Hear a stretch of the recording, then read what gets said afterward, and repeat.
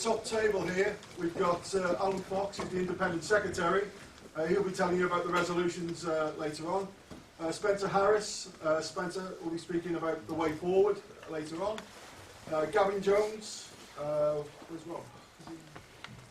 Who's there? Gavin Jones, Gavin will be talking about the pros for the lease, why we want the lease. Gavin did all the negotiations on our behalf, so he'll be explaining all that. John Mills is the scrutineer for all the voting.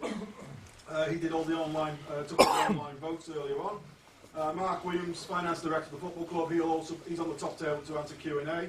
And then further to Mark's right, we've got Rob Parry.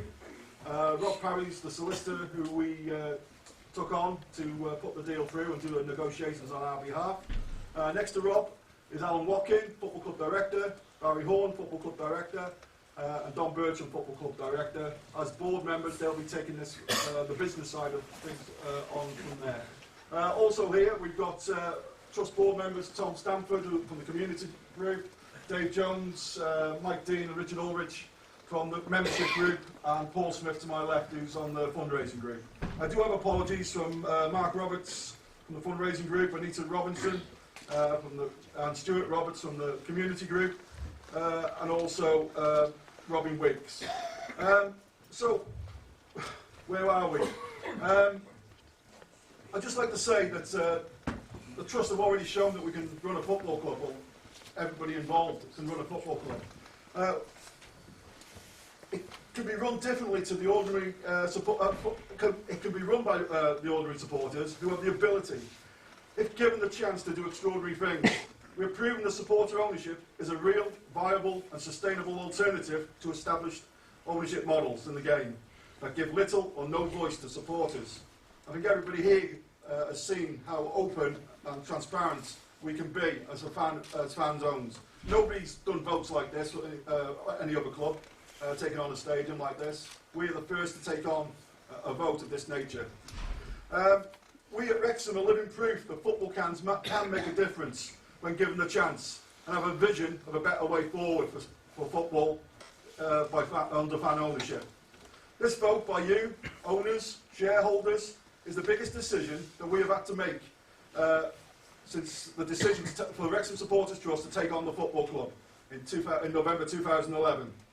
We were the first trust to take on a football club as a going concern at that time. It's now almost 4.5 years that we have had the responsibility of overseeing the running of Wrexham Football Club, and having announced our first profit at the recent Football Club AGM, the club has continued to head in the right direction, and that is thanks to you, the fans, the shareholders and fellow joint owners who have supported our proud club over this. It has been a long and arduous task for both the Trust and Football Club board members in coming to a decision of where we are at this moment in time. Both boards have been unanimous in that this was the right decision, right direction to go. But to proceed with the negotiations, we have all had to sign a non-disclosure agreement at Glyndŵr University's request due to the sensitivity of it all. We hope that you understand that. And I know at the last AGM there was concerns about why we went talking about WST Assets Company we'd set up, and we were all signed up for the non-disclosure agreement, which we couldn't give full details of at that time. At this point, I want to make it clear that before the negotiations even began, it was made clear by Glyndŵr University that the Racecourse ground was not for sale under any circumstances, and that was not up for discussion. It was on these terms that we employed the services of our solicitor, Rob Parry, who many of you will remember helped with the legal transaction on behalf of the Trust when we took over the football club. Along with Rob, Trust board member and Football Club Director Gavin Jones led the negotiations with Glyndŵr University on our behalf. And Gavin will be giving the overview of the deal in a bit. Before I hand over to Gavin, though, I would just like to say a huge thank you to both Gavin and Rob for all the time and hard work that they have done on our behalf. The timing of the deal wasn't ideal, nor have we been able to secure the freehold yet.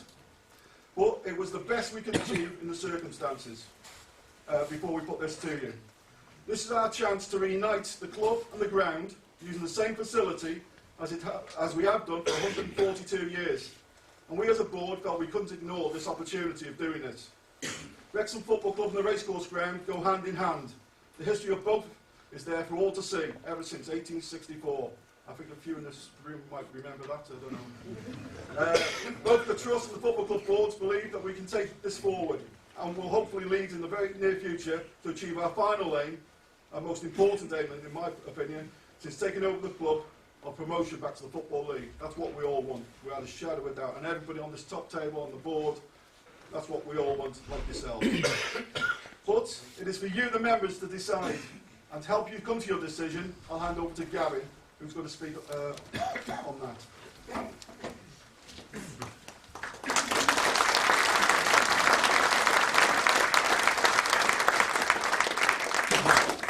Just making sure everybody in the back can hear. Yeah, excellent. Okay, what is the board proposing? The deal is split up into two parts. The stadium and the business associated with the stadium. You should have all seen this in the packs that were sent out. Firstly, the deal concerning the stadium.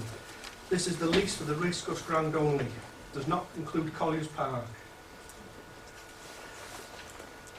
The payment that we will be paying annually is built around a mortgage type facility, based on the concept of something called the time value of money.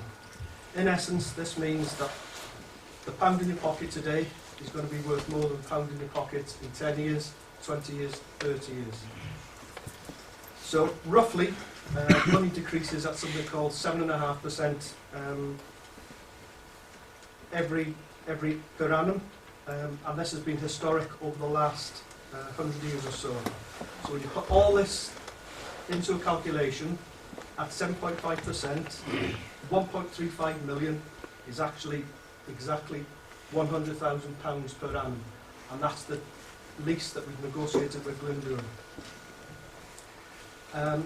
Just like mortgages, you're able to pay capital repayments off, so should we get any good fortune, FA Cup runs or player sales, we can then make a decision to see if we need to reduce that 100,000 down accordingly. But obviously we've got the facility to do that, or we can just carry on paying the £100,000. We will be responsible for the stadium, and as such we'll be responsible for the safety certificate and everything that goes along with it. We also have the facility to sublet or license, just like what Glyndŵr did for us. We'll be able to sublet or license out to, say, Crusaders or any other sort of sporting organisation in Wrexham. The second part of the deal is actually the business operations that operate inside the Centenary Club and all the conferencing facilities, and managing the sports day events, such as running the Centenary Club, etc. So as such, we'll need to transfer things like the alcohol licence across, and take on all of the obligations of the contracts for purchasing beer and all of the kiosk contracts. We've also agreed to house the Students' Union as well, because on non-match days they're a great source of income. And also we have to honour all existing Glyndŵr bookings. To help us actually find that 100,000, we've managed to negotiate with the university. We can actually sell the naming rights to the stadium, and the GOS stand, and the title shirt sponsorship. So, as part of our position to support the resolutions, we've got a property that's valued at 1.35 million, and that has been validated by GBA Bullfinger, who are experts in property management. The lease value, it's valued at £100,000 per annum, which again, that has been benchmarked by the GBA company. And as Pete mentioned, the university was not entering into any discussions on selling the stadium to us now, but that may change in the future. We went out into the market to discuss with a commercial broker to see if there's any other facility to purchase the stadium at a better deal. The 7.5% we couldn't get as low as that, and the other facility would require between a 50 and 60% deposit. So that's basically the best part of £600,000 that we have to find on day one. So that wasn't an option. The facilities that were on offer as well required something called directors' guarantees, and as such, the directors you see here today could actually be voted out at an AGM. So it's nonsensical to put directors' guarantees upon the present board. So basically, there was no other show in town to actually buy the stadium. So that's what we've done with the university. What we've done. Should the resolution not be passed, it is likely that our costs go up from £200,000 per annum to approximately £350,000 per annum, without any possibility to actually raise income from the stadium to actually go against that. So in effect, the only place that we can actually find that money would be out of our playing budget.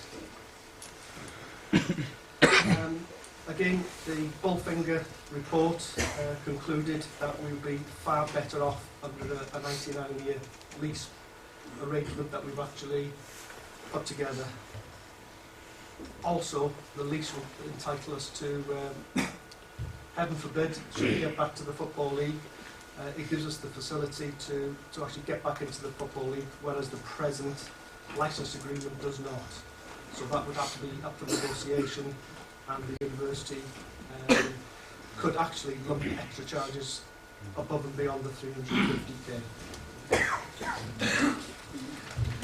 So, to conclude, in a nutshell, after 12 months of negotiating, in 2011 the stadium was valued at 1.5 million. Glendoura spent between 350 and £400,000 on the stadium itself. So you're looking at a net book value of about £1.9 million. We're paying 1.35 million for it.